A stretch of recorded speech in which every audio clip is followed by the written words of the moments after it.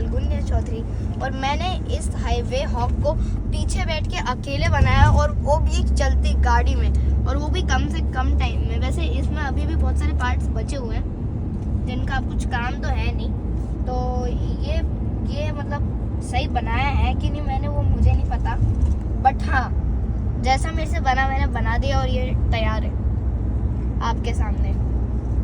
इसमें अब मैं ड्राइंग करूँगा, कस्टमाइजेशन करूँगा इसकी।